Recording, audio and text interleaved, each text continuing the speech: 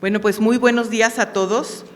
Queremos darles, a nombre de nuestras autoridades universitarias, una gran bienvenida a todos los que participan en este evento denominado Sobrevivencia y Esperanza. Agradecemos la presencia de directores, jefes de carrera, docentes, muy especialmente de nuestros estudiantes y de todos los miembros de nuestra comunidad educativa en general, también invitados especiales. Y de forma muy especial les comparto que estamos muy emocionados. Es un verdadero privilegio y un gran honor dar la bienvenida hoy a nuestro entrevistado del día de hoy. El señor Luis Opatovsky en un momento estará con ustedes. Bienvenido.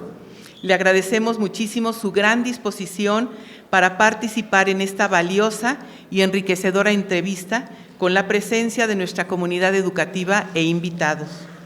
Queremos también agradecer y felicitar a Samantha Rodríguez del Río, Sam, egresada de la licenciatura en Comunicación de nuestra universidad y fundadora y directora de The Voice of Silence, por la extraordinaria labor en este proyecto de concientización sobre el Holocausto, con el objetivo de promover una cultura de empatía y de inclusión y la construcción de un mundo más informado, pacífico y tolerante. Se dice que la historia es la memoria de la humanidad y a veces pareciera que como género humano padecemos amnesia, pues se repiten experiencias de horror y muerte como en el Holocausto. Conocer historias de vida que dan testimonio de valor, de amor y de resiliencia, como la que el día de hoy nos compartirán, no solamente generan en nosotros una mayor conciencia y empatía, sino que también nos deben llevar a ser actores corresponsables y promotores de un mundo más humano, más fraterno y más justo para todos, y donde podamos dar motivos para vivir con fe y con esperanza. Muchas gracias a todos por su presencia y vamos a invitar a Sam a que pase en un primer momento. Ella va a presentarnos qué es el proyecto The Voice of Silence y posteriormente ella le pedirá al señor Luis Opatovsky que pase para llevar a cabo la entrevista. Les pedimos que vayan pensando en las preguntas, no tenemos mucho tiempo, en las preguntas que ustedes también quisieran hacerle, porque esto es un conversatorio, es decir, es un diálogo, para pasar al final, pues hacer entrega de un reconocimiento por su valiosísima presencia. Sam, te dejo. Tú vas desde acá, ¿verdad? Ah, no, puedes tomar sí, si te quieres. Ahí. Lo puedo quitar. Bueno, hola, buenos días, muchas gracias maestra por la presentación y bueno, bienvenidas a todas, de verdad es un gusto para mí estar aquí. Pues yo un día estuve como ustedes, ¿no? Del otro lado, soy egresada de aquí de La Salle y me siento muy orgullosa, muy feliz de estar pues aquí hoy compartiendo esto con ustedes. Les voy a hablar un poquito de quién soy yo, qué es el proyecto y después vamos a escuchar al señor Luis. Bueno, rápidamente, como ya se mencionó, pues yo soy egresada de La Salle, la prepa la estudié en TecMilenio, me apasiona mucho la producción, el cine, entonces, bueno, eso es algo que me gusta mucho y aparte yo fundé este proyecto virtual sobre el Holocausto, que ahorita vamos a conocer un poquito más. Bueno, este proyecto surge porque, bueno, yo nací como cualquier otro de nosotros en una familia, bueno, en mi caso cristiana, y yo no sabía nada de mis antepasados. Descubrimos que mi bisabuelo, él era judío polaco, pero pues él vino a México antes de la Segunda Guerra Mundial y él pues nunca contó nada de lo que sucedió. De hecho, aquí tenemos presente a mi abuelita, entonces, bueno, de ahí pues empezamos a investigar y descubrimos, gracias. Y bueno, con una investigación descubrimos que pues nuestros ancestros, la familia Stulman, eran de Polonia. La siguiente, por favor. Bueno, todo esto lo hicimos yendo literalmente a Polonia, fuimos a 2 viajes a conocer la historia de nuestros ancestros, a los pueblos donde ellos nacieron, donde vivieron, y bueno, resulta que descubrimos que la mayoría de ellos fueron asesinados por los nazis por ser judíos. Mis tatarabuelos, tíos, bisabuelos, etcétera. Solo una hermana de mi bisabuelo sobrevivió a 4 campos de concentración, que bueno, también visitamos algunos de ellos y es una experiencia muy impactante el estar en esos lugares donde pasó tanto horror. También gracias a la investigación descubrimos que teníamos familia en Israel que se fueron antes de la Segunda Guerra Mundial.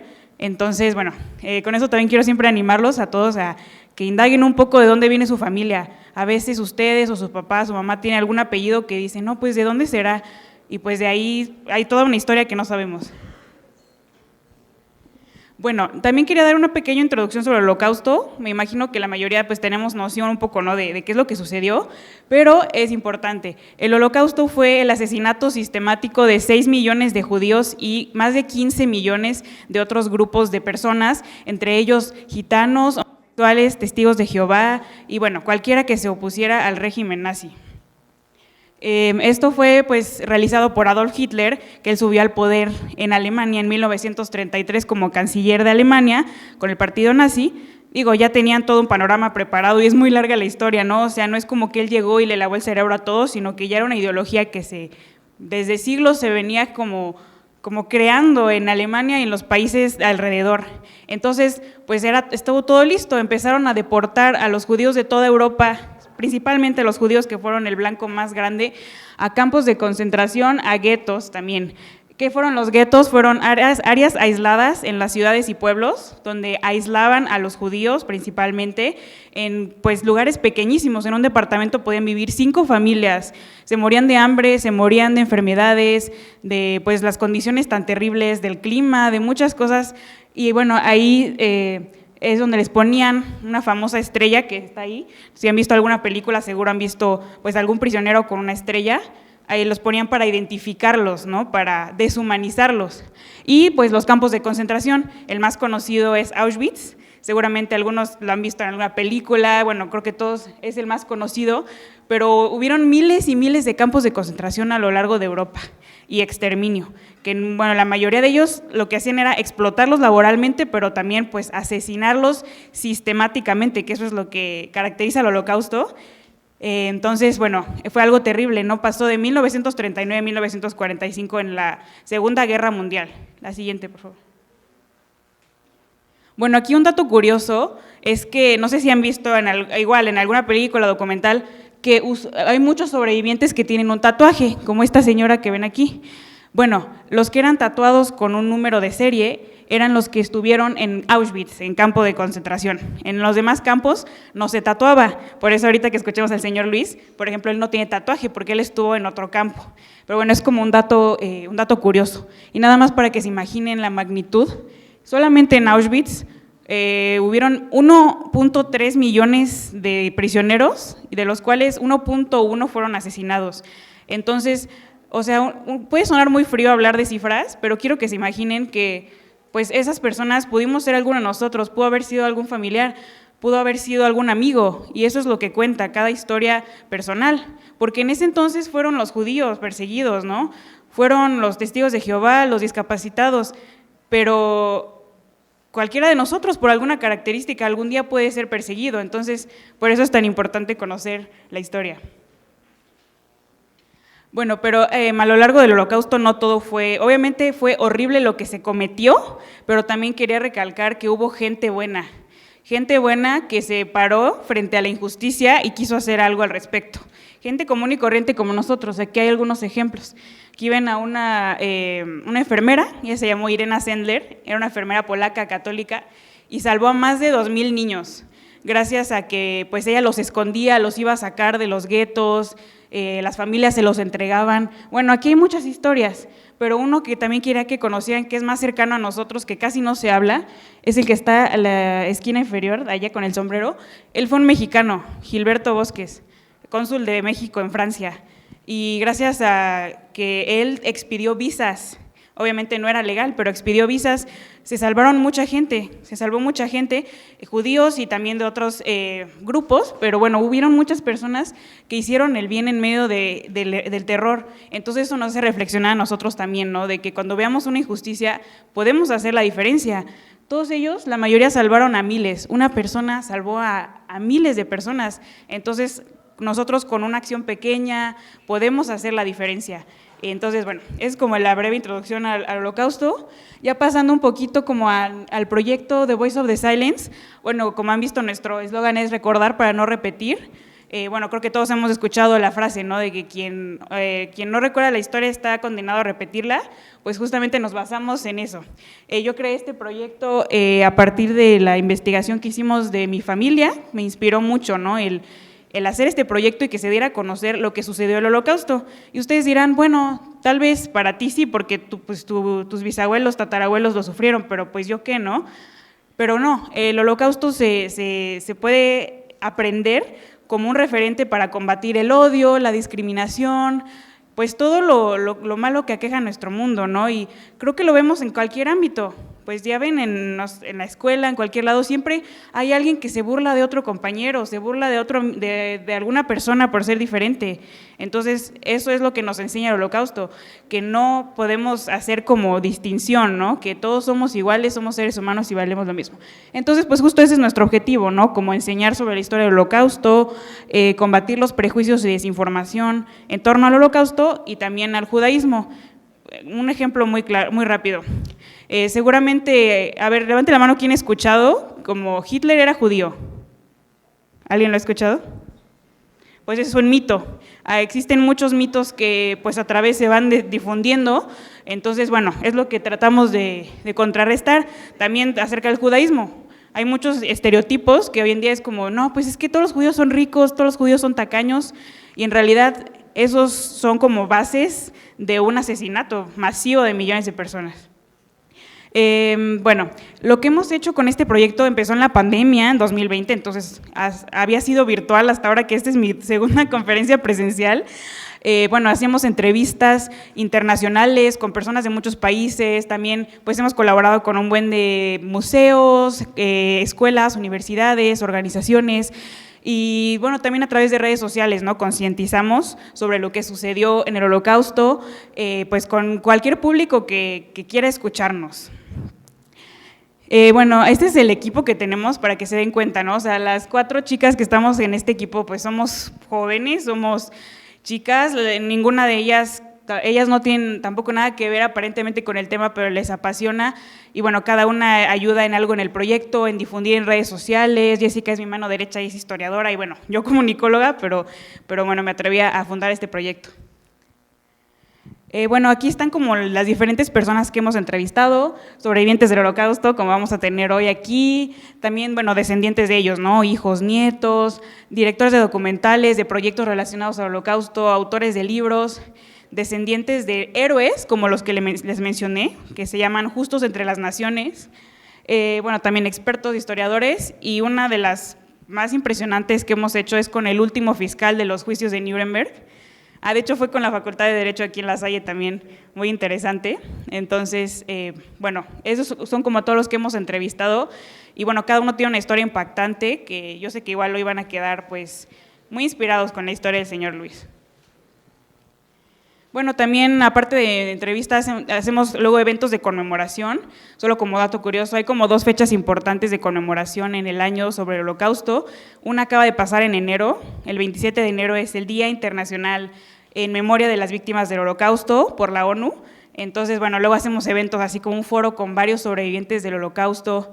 No sé si ustedes se imaginaban que todavía vivían testigos de este horror. Para mí era inconcebible hasta que empecé el proyecto, pero todavía, y eso es lo que también les quiero dejar hoy, que tenemos el honor de tener hoy al señor Luis aquí, porque las siguientes generaciones ya no van a tener como ese privilegio de escuchar a un testigo de lo que sucedió. La siguiente, por favor. Bueno, también en las redes sociales lo que hacemos pues es concientizar, publicamos recomendaciones de libros, de películas, reels, TikToks, contenido para educar sobre el tema y pues tratamos de que les guste, ¿no? Pues a gente como nosotros, a chavos, a gente joven. Y bueno, aquí lo que estaba diciendo, ¿no? Somos una de las últimas generaciones que tiene el privilegio de escuchar de voz propia y ahorita lo tienen aquí con ustedes a un testigo de lo que sucedió, testigos del horror. Entonces, pues que tengan eso en mente, ¿no? Que van a escuchar a un testigo de la historia, o sea, no es como leer un libro de historia, sino está aquí con nosotros hablando de lo que sucedió. Y bueno, ya casi para finalizar, yo y pasar con el señor Luis, siempre tenemos esta frase de We remember, nosotros recordamos, que es como un compromiso, ¿no? De recordar lo que sucedió para no repetirlo otra vez. Y también tenemos una campaña que se llama Nunca Más. Bueno, se hacen mucho estas campañas de tomar una foto con un cartel.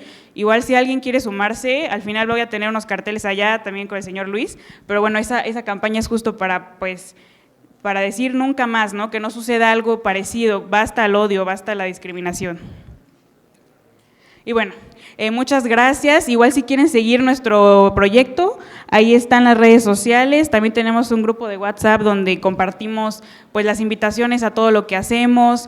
Igual si a alguien le interesa pues participar de alguna forma, ayudar, apoyar el proyecto, pues también se puede contactar conmigo. Bueno, muchas gracias.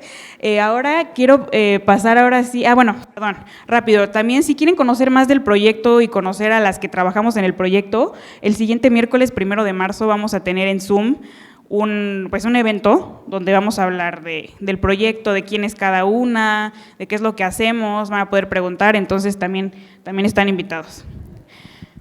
Y ahora sí, vamos a pasar a lo más importante, que de verdad para mí es un honor y un gusto tenerlo aquí, señor Luis. Les quiero presentar al señor Luis Opatovsky, sobreviviente del Holocausto. Él viene desde Ciudad de México para hablar con ustedes y de verdad qué gusto tenerlo aquí, señor Luis, por favor.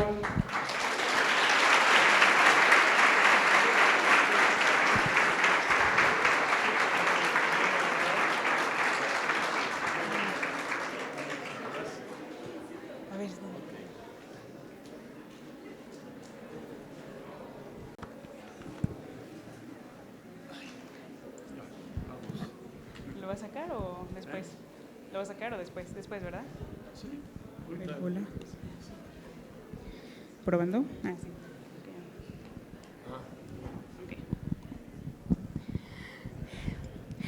Okay. Bueno, pues atención por acá.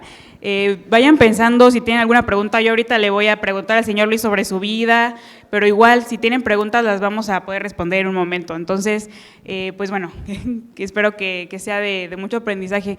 Muchas gracias, señor Luis, por estar aquí. ¿Cómo está? Salude a los alumnos.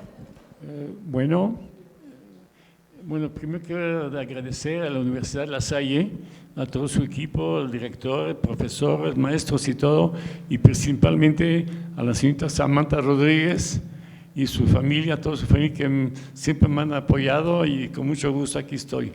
Aquí con mucho gusto daré parte de mi testimonio, la historia, lo que fue el Holocausto, como judío, cómo pasamos. Pero aquí estamos. Muchas gracias, señor Luis. Bueno, pues por favor cuéntenos cómo, ¿dónde nació usted? ¿En qué año, no? ¿Y cómo fue su infancia? Yo soy originario de Bélgica. Yo nací en Bruselas, en Bélgica, en 1938. Mis padres eran de Polonia, pero emigraron de Polonia muchos años antes debido a problemas precisamente disturbios antisemitas que había muy fuerte en Alemania, también había empezado y en Polonia, porque hay que recordar que el nazismo no inventó el antisemitismo, ya viene de muchos siglos, varios miles de años antes en la historia de la persecución de los judíos. Claro, sí, qué terrible, ¿no? Como ya mencionó el señor Luis, el antisemitismo es el odio, la persecución hacia los judíos, y como dice, pues no empezó ahí con Hitler, ¿no? Sino tiene siglos, que bueno, es una historia súper larga, ¿verdad? Pero pues viene desde siglos y siglos atrás, por ejemplo, la Inquisición, bueno, miles de acontecimientos desafortunados en contra de este pueblo, los judíos. Ok, entonces usted nace en 1938 ahí en Bélgica. Cuéntenos un poco cómo fue su infancia, cómo fue su vida antes de que empezara la Segunda Guerra Mundial. Bueno, en Bélgica y no más Bélgica, Francia y Holanda, que son 3 países occidentales, antes de la guerra vivían tranquilo, así como digamos en México. No molesta, nadie molesta a nadie, y yo iba a escuela, bueno, ya todos son escuelas del gobierno, no hay casi particulares, y tenía amigos, salía con ellos, no importaba, no había marcado tanto el cosa de la religión. Todo eso cambió el día 10 de mayo de 1940, cuando el ejército alemán invadió Bélgica, Francia y Holanda sin previo aviso. Y entonces, en unos par de semanas que ocupó todo los 3 países ya por la guerra rápida, inmediatamente aplican las leyes contra los judíos, antisemitas, inmediatamente. ¿Y cómo cambió su vida? O sea, ¿qué fueron esas restricciones que pues usted pudo ver en carne propia en su familia?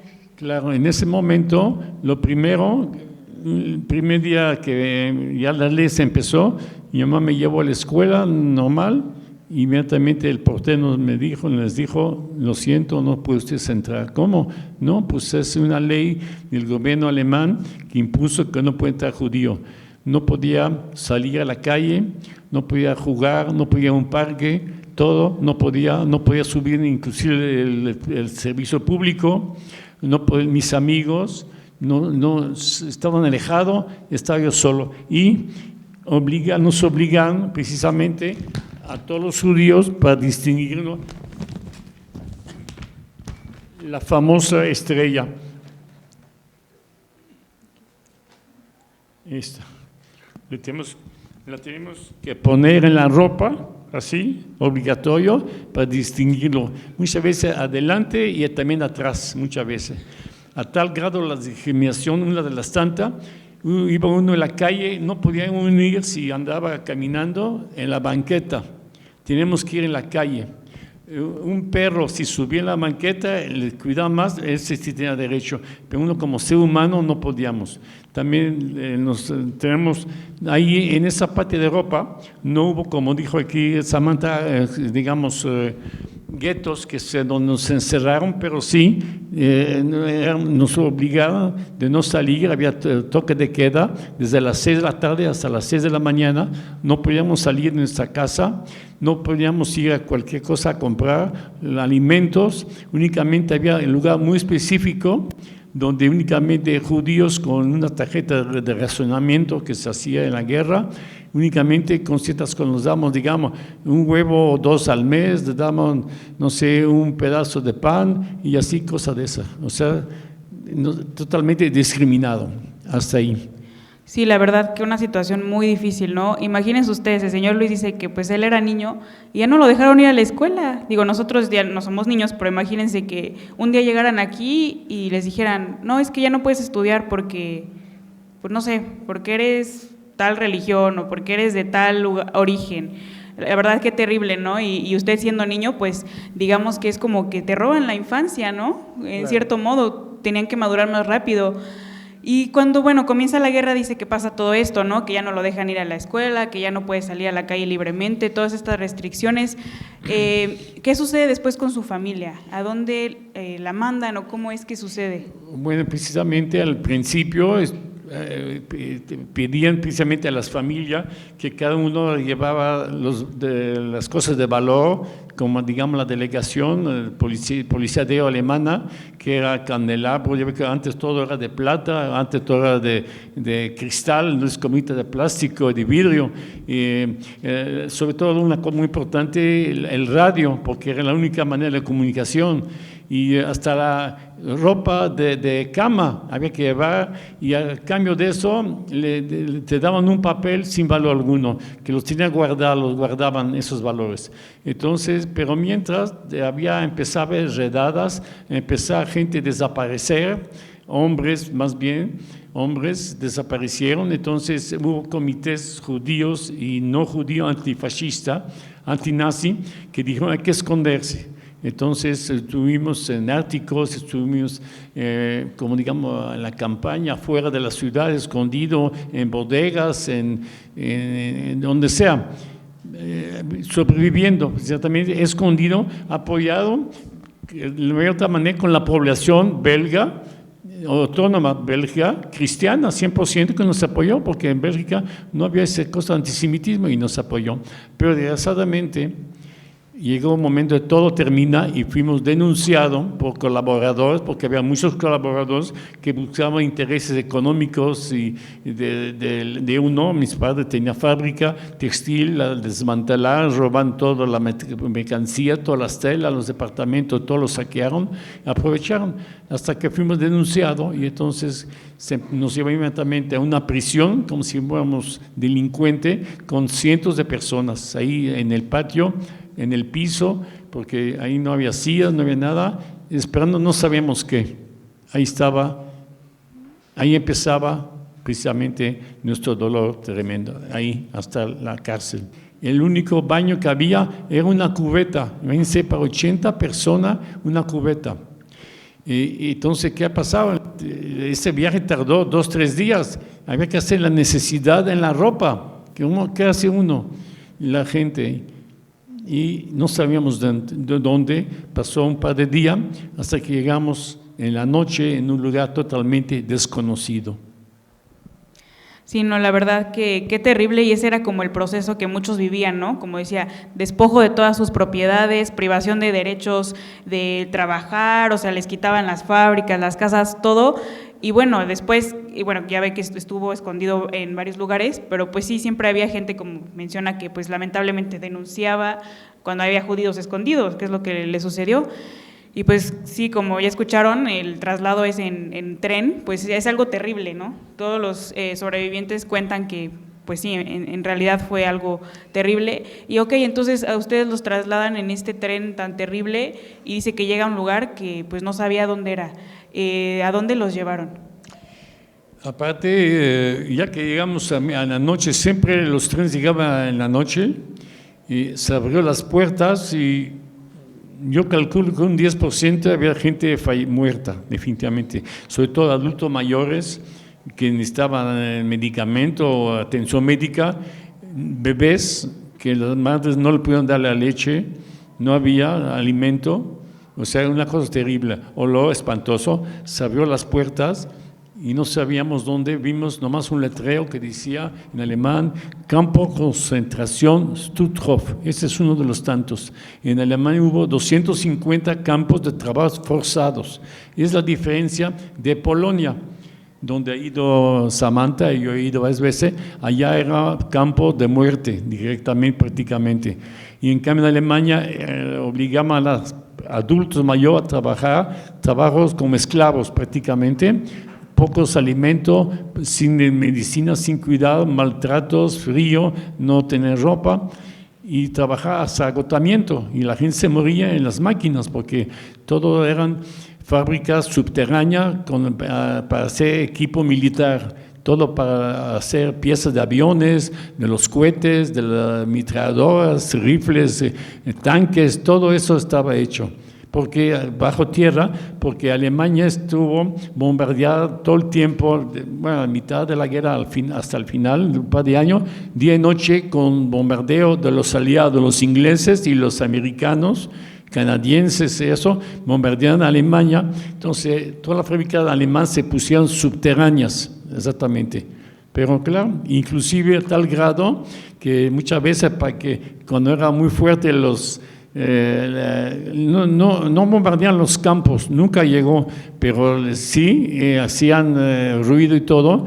A mucha gente inclusive la encadenaba a las máquinas, dependiendo qué tipo de máquina, muy precisa, que era muy delicada, para que no se saliera uno al miedo de las bombas, encadenaba a la persona que está en la máquina. Mi padre que lo encadenaba porque él era ingeniero, y todo lo encadenaron, pero aquí está. Y eso nomás es lo que empezó cuando llegamos únicamente, estamos en la puerta del infierno, ahí empezó. Sí, no, la verdad que pues me imagino ese impacto de llegar a un lugar desconocido y luego empezarse a dar cuenta, pues como dice usted, del infierno que iban a vivir en ese lugar. Este campo, pues el nombre no es tan conocido, ¿no? Stutthof, si alguien lo quiere buscar en Google o algo así, es interesante. Stutthof es S-T-U-T-T-H-O-F.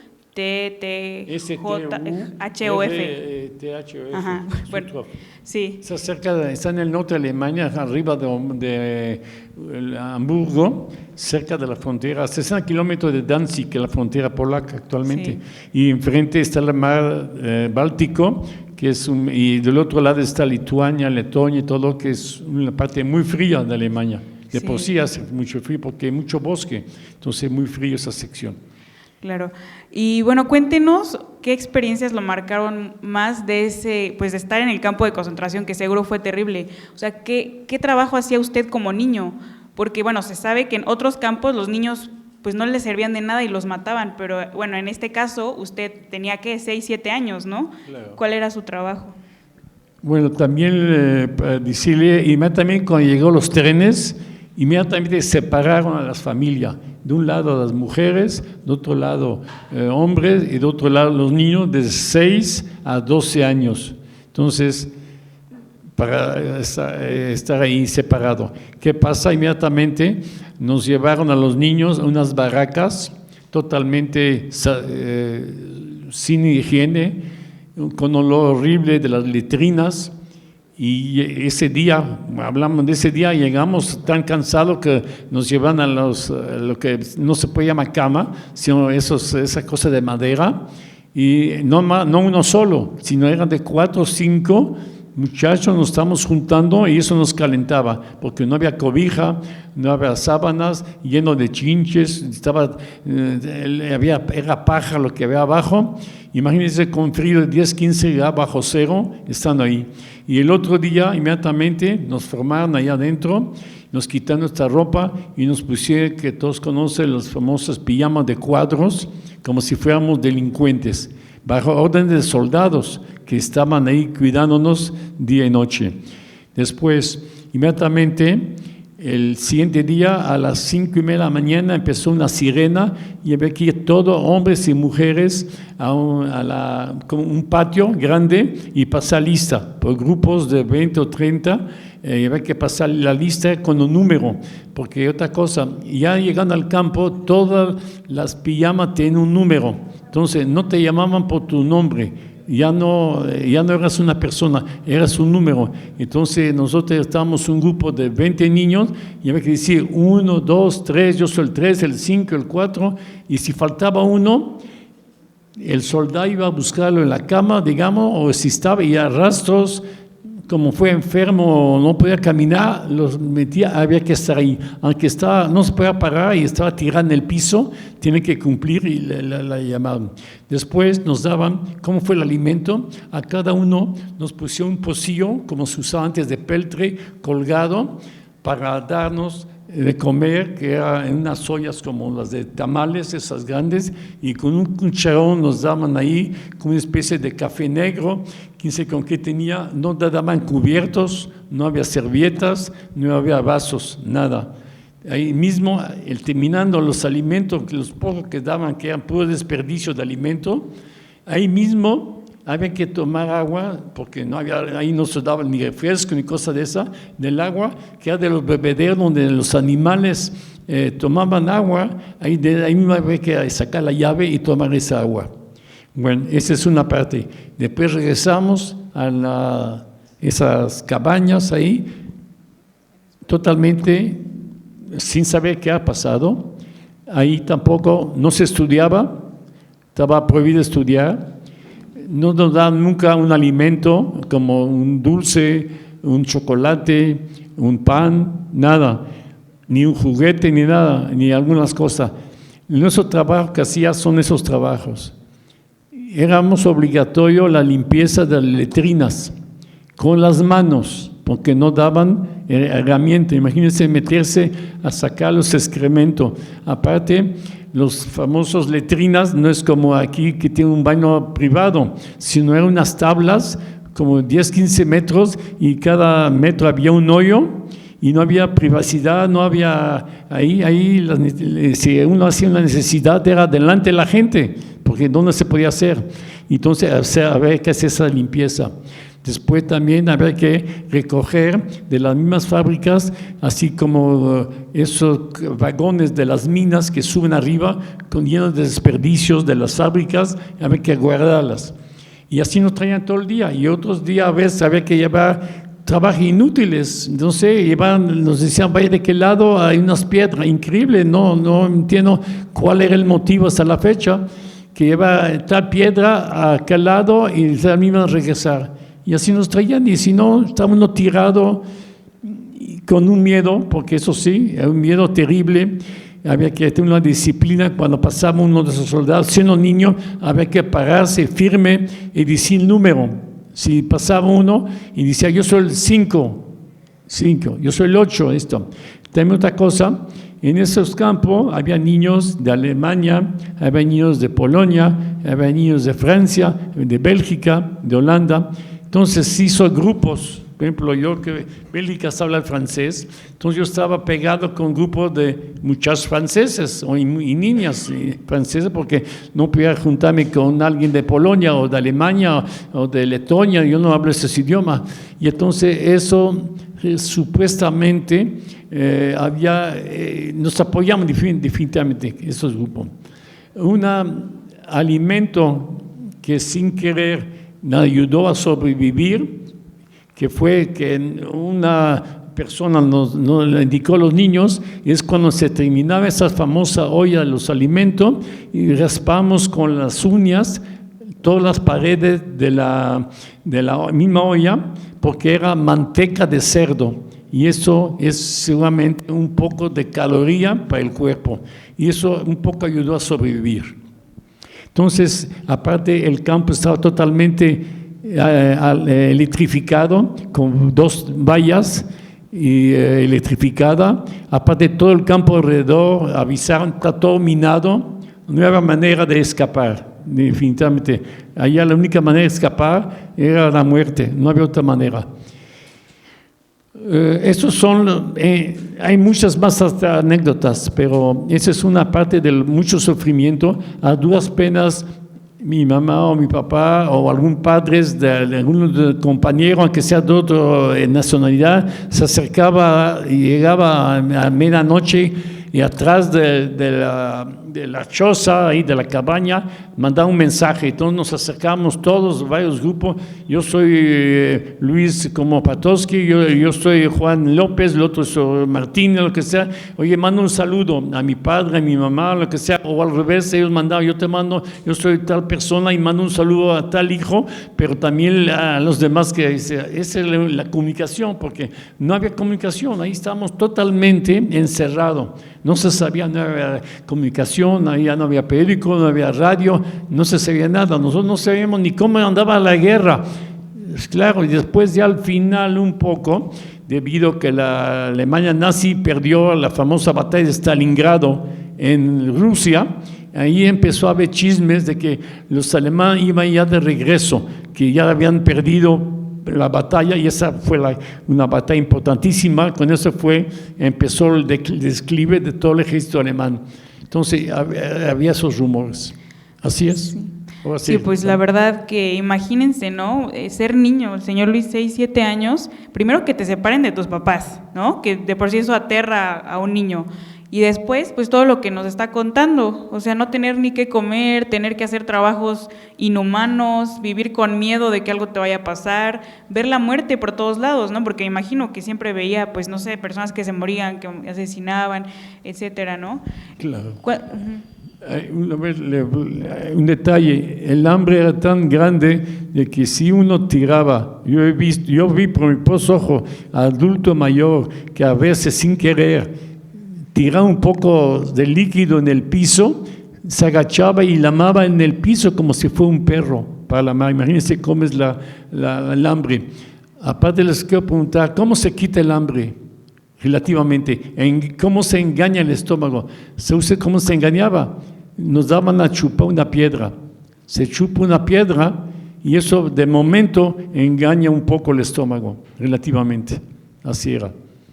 Sino qué terrible, ¿no? El hambre no se puede imaginar, y pues se sabe que todos terminaron pesando, pues no sé, 30 kilos, ¿no? Más o menos.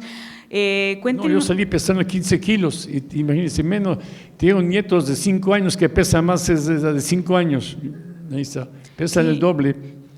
Sí. Claro. ¿Y cuántos años estuvo ahí y cómo fue cómo pudieron salir del campo de concentración? Estuvimos como año y medio, y bueno, sufriendo, y miles de gente murieron porque ese campo de Stutthof llega más o menos como 150,000 presos de todas nacionalidades, no nomás judíos, como dijo Samantha, de gente antinazi, de religión diferente, ya ve todos los testigos y no sé qué de todos.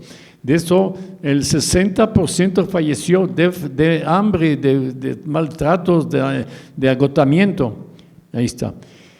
Bueno, todo también llega desde lo malo, y en un momento una pequeña luz. Un día resultó de que no sonó la alarma, porque siempre nos despertaba a base de una alarma, a todo el mundo, hombres, mujer, niño, y no sonó, nos extrañó todo, dijimos, ¿qué pasó? Bueno, nos quedamos, no entró ningún soldado, gritándonos que los levantáramos y a golpes sacarnos ahí de las literas, porque no eran camas ni nada, la litera, no pasó nada.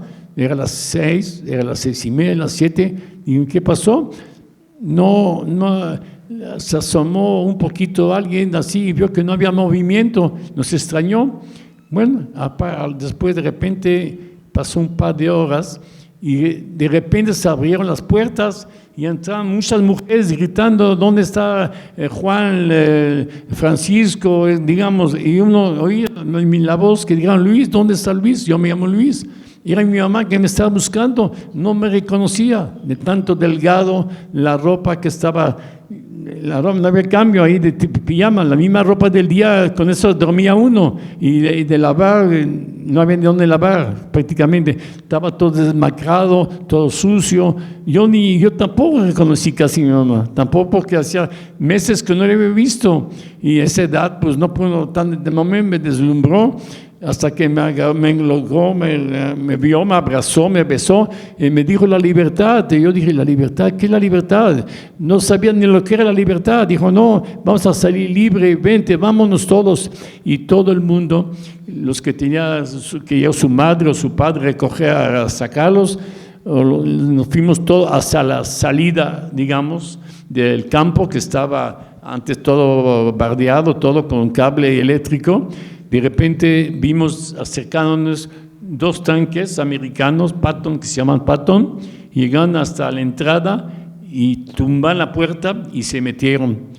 Y entonces hubo un júbilo tremendo. Inmediatamente después de los tanques entraron muchas ambulancias, médicos, enfermeras, y por micrófonos avisaron que no comíamos nada, porque el detalle más de los soldados y más americanos están repartiendo chicles, chocolates y cosas que no habíamos. Entonces avisaron por micrófono que no te toque nada porque no estamos acostumbrados, y desgraciadamente adultos mayores que no aguantaban y se comieron fallecieron, porque imagínense estar tantos meses y en un adulto el estómago se pega totalmente.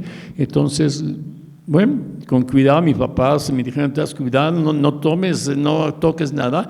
Inmediatamente a nosotros los niños nos separaron, nos llevaron ahí, hicieron tiendas de campaña militar de los hospitales, y estuve yo 4 meses precisamente con suero, mis papás también, porque todo estaba desnutrido, y bueno, ya, y salimos adelante. Ya eso fue como empezó la liberación. Y estuve después todavía unos 4 meses en el campo, porque la guerra no había acabado, y todavía faltaba llegar a Berlín, pero ahí esa zona ya la habían liberado.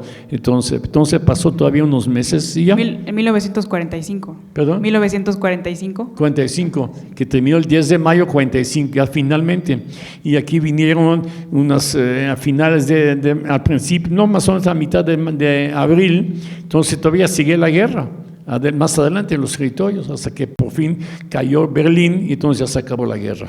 Hubo la rendición incondicional del ejército alemán, y empezó después el famoso juicio de Nuremberg, después que llevan a muchos asesinos a juicio y los mataron.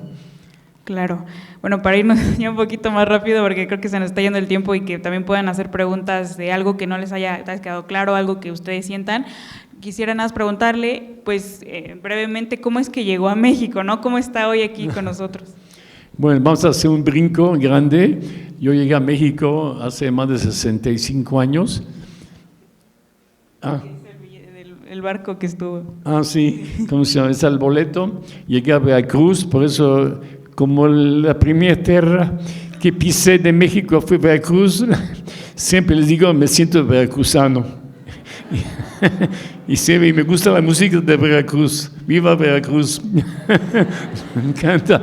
Llegué al Hotel Diligencia y estuvimos ahí un día. Y después, ¿por qué vinimos a México? Porque después de la guerra, la Cruz Roja Internacional a cada campo puso listas, y entonces gente que no estuvo en campos, que estaban en Estados Unidos, en México, en todo lado, fui checando listas porque iban en embajadas aquí de México, Y entonces un tío mío, que era hermano de mi mamá, que llegó un poco antes de la guerra y se instaló en México, él pudo salir antes, nos vio, nos localizó y entonces hizo el papel para venir a México y claro, no tan rápido porque nosotros ahí tenemos empresas, se hizo nuevamente poco a poco y en 1951 llegué a México, después de 6 años de la guerra, también, pero aquí estoy en México y aquí ya somos ya más mexicanos que el Chile.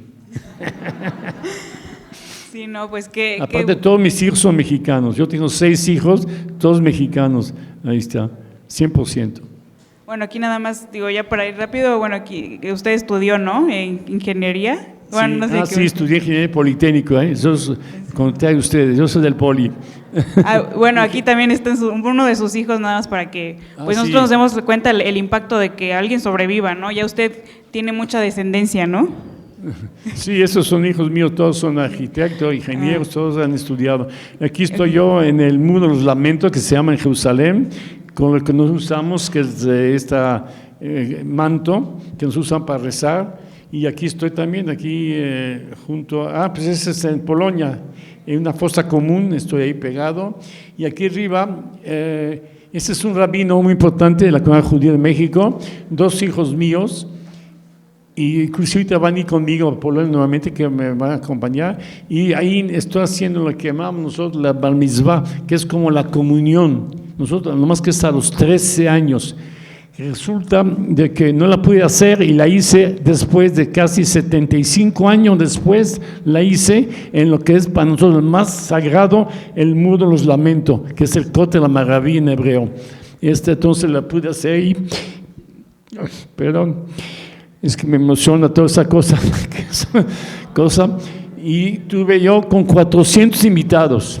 Y vamos a hacer una cosa, nada más mi familia, y falta mi esposa que estaba ahí, y un pariente que allá, pero no, el rabino dijo no, y todos los muchachos invitados. Entonces imagínense qué fiesta se hizo, lo que faltó el tequila, pero sí, no había, ahí no hay tequila. Sí, la verdad, qué experiencia, ¿no? El usted pues poder hacer su bar mitzvah después de pues décadas y décadas de que pues le interrumpieron su infancia, ¿no? Y qué bueno que lo pudo hacer. Entonces, bueno, aquí esto que ven de la Marcha de la Vida es un viaje que se hace a visitar lugares, ¿no? Del Holocausto. Sí. Y nos quiere contar, nada, es la última pregunta, ¿nos quiere contar de esa experiencia? ¿Perdón? O sea, de la Marcha de la Vida, para que sepan qué es la marcha. ¿La qué? La Marcha de la Vida. Sí, bueno, ese es un programa que las comunidades judías hacen con muchachos universitarios y preparatorio. Se va cada año a Polonia a visitar los campos de exterminio y aparte de ahí se van a Israel. Y yo la última vez que fui, antes de la pandemia, en el 2019, iban conmigo 400 muchachos, yo fui el único sobreviviente siempre, y ahorita nuevamente me invitó el gobierno de Israel, y me salgo el 16 de abril con 300 muchachos nuevamente, pero no nomás vienen de México, allá se juntan como 100,000, porque viene de Australia, de Estados Unidos, de Canadá, de Francia, de Italia, de todos lados. Eso sí, es un grupo únicamente judío, definitivamente. Pero aquí en Samantha va a ser un grupo también de visita, pero no judío, precisamente muy interesante. Es lo que más me interesa, por eso estoy muy emocionado y muy agradecido darle la práctica al público no judío para que sepan que los judíos somos iguales como ustedes, 2 ojos, 2 manos, 2 brazos. Uno es güero y hay morenos también y hasta negros también. Eso que soy güero, yo ya les expliqué de los 1000 años allá en Europa, el frío ya me blanqueó. Pero verdaderamente el judío es moreno, porque ahí en Israel es un calor peor de 50 grados. Pero bueno, eso ya cambió la situación. Pero hay de todo, hay gordos, hay flacos, hay buenos, hay malos. Como dijo, hay pobres y ricos. Esos son falsedades que siempre nos han dicho, que matamos a tal persona, que matamos niños, que con eso hacemos la famosa galletas. Esa es una mentira. ¿Y por qué eso? Que mucha gente dice, bueno, a los judíos les gusta el dinero. Bueno, le voy a decir, no es que nos guste. Lo que pasa en Europa, había lo que llaman pogrom, antiguamente en Polonia y en Rusia, sobre todo Rusia, toda esa parte, que el judío vivía 1, 2 años, 10 años, 20 años en un lugar y después de repente vino un orden y lo expulsaba. Entonces, ¿qué hacía? Había que juntar lo poquito de dinero que había para volver el día de mañana a empezar la vida en otro lado. Es como si yo vivía aquí en Cuernavaca, 20 años, y de repente un orden, y me dice, no, porque tú eres judío, no puedes estar aquí, tienes que irte a Chihuahua. Y bueno, entonces que había que empacar y que llevar lo poquito que había juntado, y de eso viene esa idea precisamente que se ha llevado. Pero está igual, hay ricos, hay pobres, así es el mundo, definitivamente. Claro. No hay que clasificar, hay que tener tolerancias con todo, y al ratito les voy a dar un pequeño discurso sí, para los jóvenes. Claro, no, de verdad, muchísimas gracias, señor Luis. Sí, si quiere puede leer lo que nos quiere compartir y ya después tenemos, espero que todavía quede tiempo para algunas preguntas. Después preguntas, ¿no? Después. Ajá. A ver.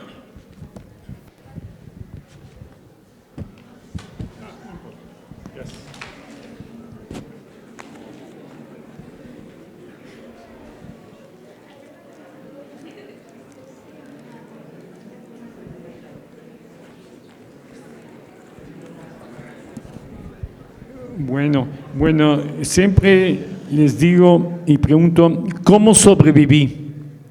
No sé, no sé. Nunca pensé en la muerte, cada día quería vivir más. Prácticamente, durante la guerra y al final, aunque los alemanes estaban perdiendo la guerra, siguen aniquilando a más judíos con el único fin de exterminarnos. Finalmente fuimos, como les dije, liberados por el ejército americano y inglés y estuvimos libres. Recuperar tu libertad es un sentimiento inigualable. Tener libertad es poder vivir, gozar la vida, tener amistades, tener familia, es increíble.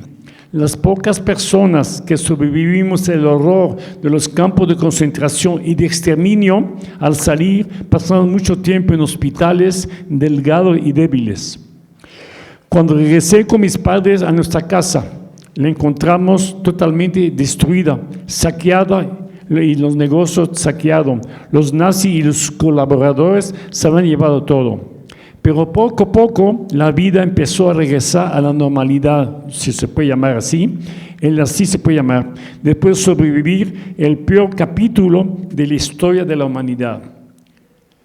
Siempre me han preguntado, ¿cómo sobreviviste? ¿Es milagro? ¿Es la suerte o es Dios?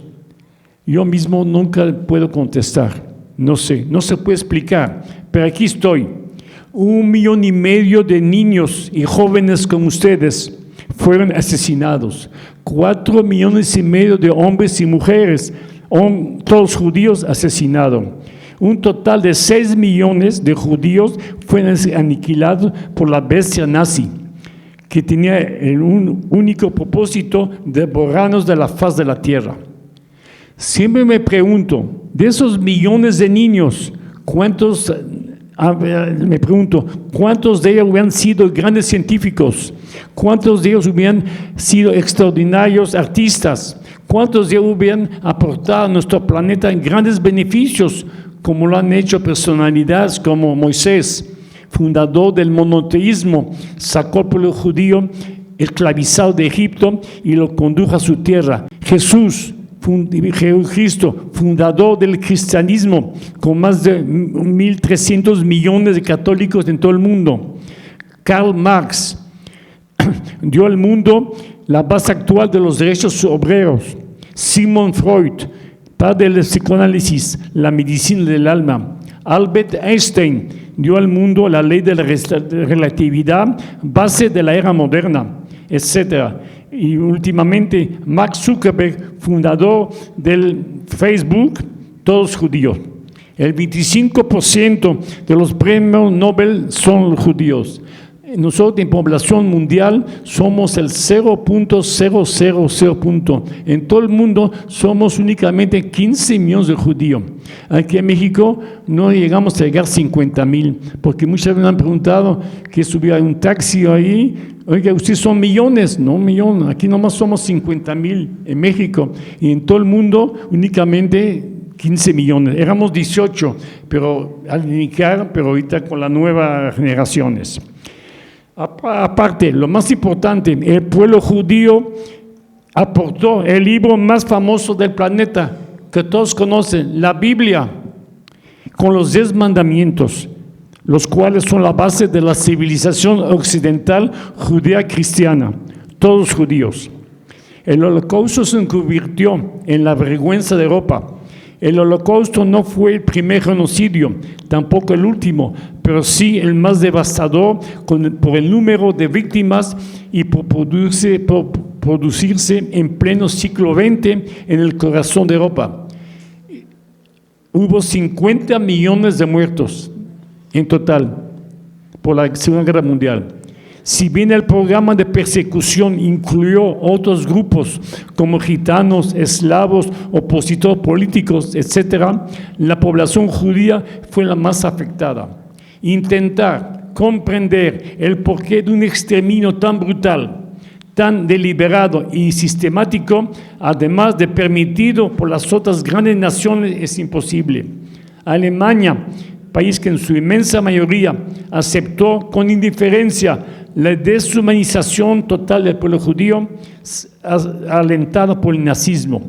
Si la responsabilidad fue de Alemania nazi, la vergüenza la debe compartir toda Europa, unos por el silencio, otros por su complicidad o por su inactividad, y unos más por esperar un saldo de intereses políticos y económicos que puede darles el conflicto armado.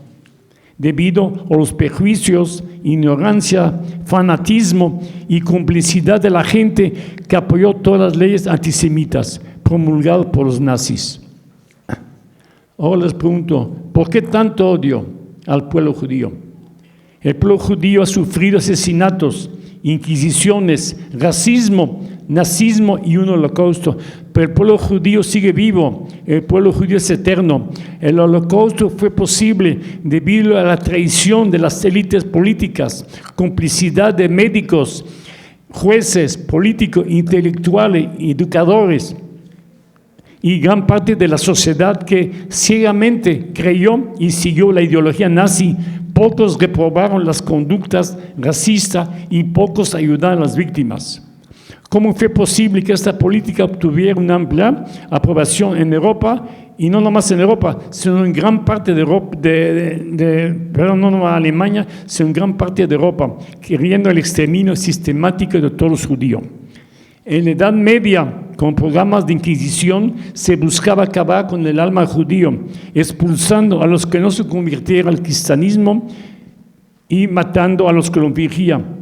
Pero había manera de escapar y de salvarse la vida. En el nazismo, aparte, la Inquisición únicamente fue en España y en las posiciones de España, las colonias españolas, no fue en otros países. Y en cambio, en el nazismo se buscaba el cuerpo de los judíos. Y entonces el llamado ahora es a sobrevivir a toda costa. Los nazis no se contentaban con la muerte del judío, sino esta estaba acompañada de humillación y deshumanización.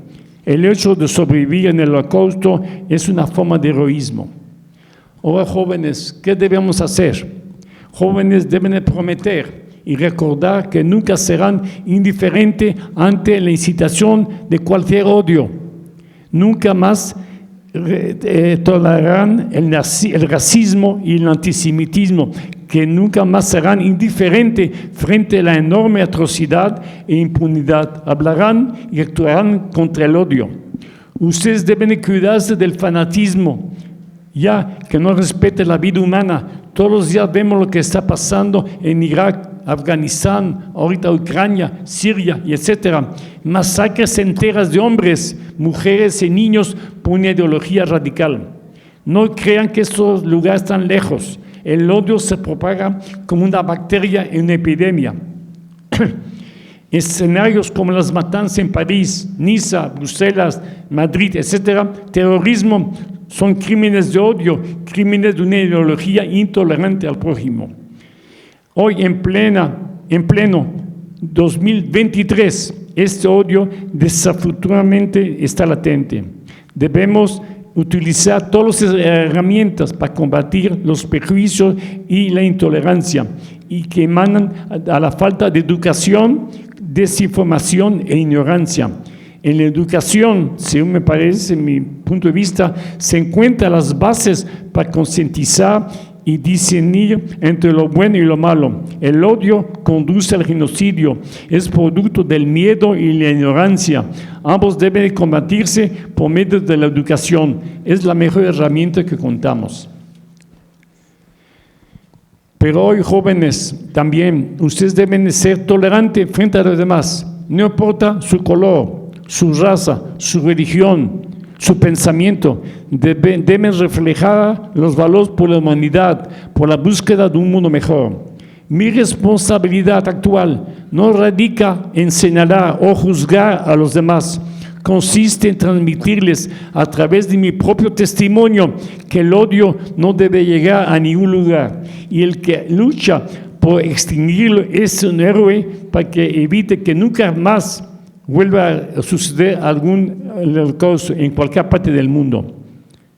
Ahora en México también tenemos discriminación contra el indígena, contra el migrante, contra el extranjero, el discapacitado, contra gente de otra religión y costumbres, contra las mujeres. Hay problemas con las drogas, el alcoholismo. Este país lo necesita, ya que es un gran país. Tienen que estar unidos, cuidarse de los tiempos actuales, dejen todos esos prejuicios, amar cada día más a México, levantar la cabeza y estar muy firmes para salir adelante. Recuerda que Auschwitz y los demás campos de muerte no fue creado ni por Dios ni por el diablo, fue creado por el hombre. Más me duelen los actos de la gente buena. No me duele los actos de la gente mala, me duele la indiferencia de la gente buena. He visto lo peor de la humanidad, los horrores de los campos de exterminio, los esfuerzos alemanes para exterminar no nomás judíos, sino todo lo que está en contra de su ideología, para exterminar mi vida y la de los demás pueblos. Ahora me considero un hombre feliz. He aprendido que la vida puede ser hermosa si la haces hermosa. La felicidad depende de ti y la podemos elegir. Bueno, no he acabado. Sí, gracias. Un momentito. ¿No había terminado? Bueno, un momentito más. Llegué a México hace más de 65 años por Veracruz, como les dije. Aquí estudié ingeniería, tengo una gran familia con hijos y nietos y bisnietos. Tengo 12 nietos de momento, 6 bisnietos, todos mexicanos que aman a México por sus colores, su clima, su folclore, su comida y sobre todo por su gente. Siempre agradezco a México que me abrió los brazos, haciendo de mi vida que sea ahora maravillosa, gozando cada momento con mi familia y la gente mexicana. Actualmente la comunidad judía está completamente integrada a la sociedad mexicana, en comercio, en industria, en medicina, en ingeniería, en construcción, en cultura, hasta en política. Y ya está integrada. Hay otro detalle muy importante. Los judíos, actualmente contamos con el Estado de Israel, que es nuestra patria espiritual, que vela por la seguridad de todos los judíos, no solo de Israel, sino la de todos los integrantes de nuestra religión en todo el mundo. Y ya no estamos solos, como en la Segunda Guerra Mundial. En esta época, todos se silenciaron ante los nazis, haciéndose cómplice del exterminio masivo de millones de personas. Como judío soy consciente de la importancia de la existencia del Estado de Israel y para la sobrevivencia de todos nosotros, porque me siento muy orgulloso de ser judío, pero estoy preocupado por el antisemitismo y el antisionismo y los genocidios que hay en todo el mundo. Israel se preocupa sobre todo para que nunca jamás vuelva a ocurrir otro holocausto. Ahora les quiero decir también, los judíos también tenemos venganza. Ahí está.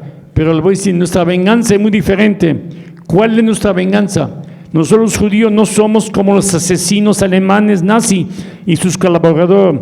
Nuestra venganza es ahora, estamos en casa, hay una patria espiritual. Tenemos una bandera blanca azul y blanca con estrella David. Tenemos quien nos cuide. Tenemos una fe que nunca se ha acabado. Tenemos una tecnología de punta en arquitectura, en computación, en ingeniería espacial, etc. El pueblo judío es eterno. Esa es nuestra venganza, no como los asesinos nazis. Claro. No olvido y no perdono. Muchas gracias, señor Luis.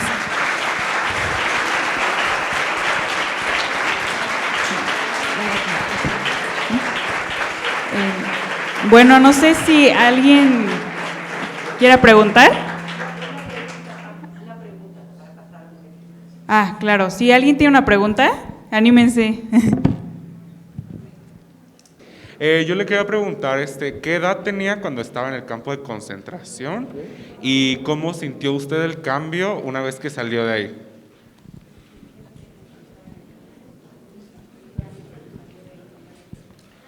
Bueno,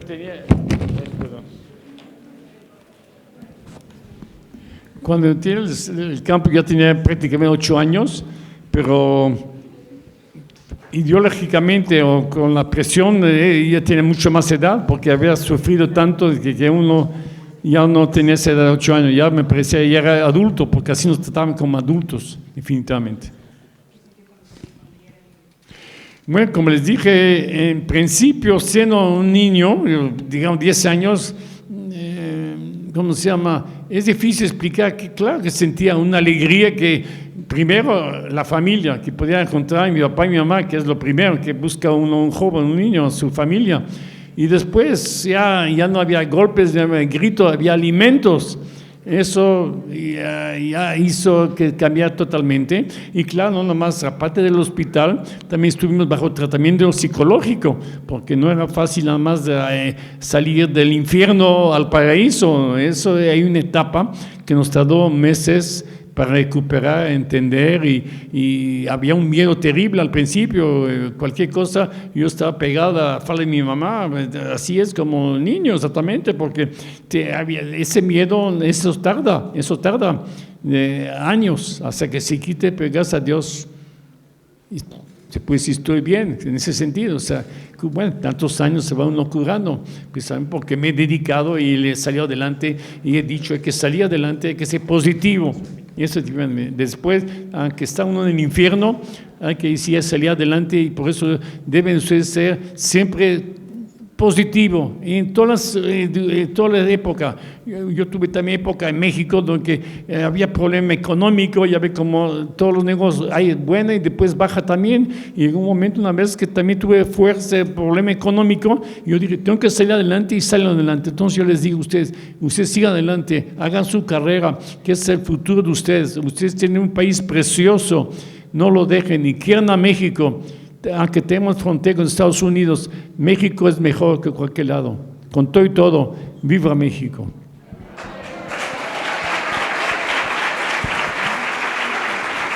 Bueno, pues muchísimas gracias, señor Luis, gracias a todos los que nos escucharon.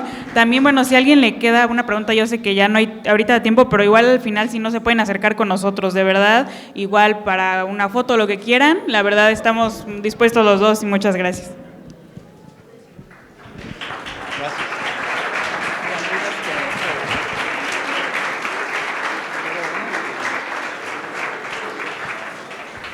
Bueno, quisiéramos que hubiera muchísimo tiempo más, de verdad, para seguir escuchando este gran testimonio de vida. Fíjense, chicos, vienen ustedes justo, la mayoría, del taller del valor de la vida. Creo que qué mejor testimonio, de verdad, que a mí me conmueve, me emociona, el gran valor que tiene la vida. Y este testimonio que dice el señor Luis, que la mejor venganza de cualquier cosa que ocurre en la vida es vivir plenamente la vida y disfrutarla. Qué mejor venganza que tomar tu vida en tus manos y de alguna manera vivirla con toda intensidad y sobre todo cuidarla y protegerla. Pues queremos agradecerle, señor Luis Sam, y entregar un reconocimiento y un presente de parte de la universidad.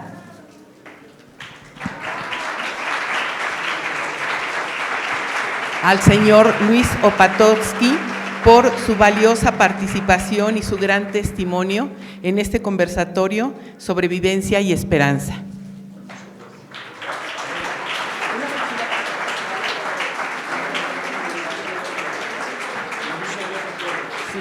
Muchas gracias a todos.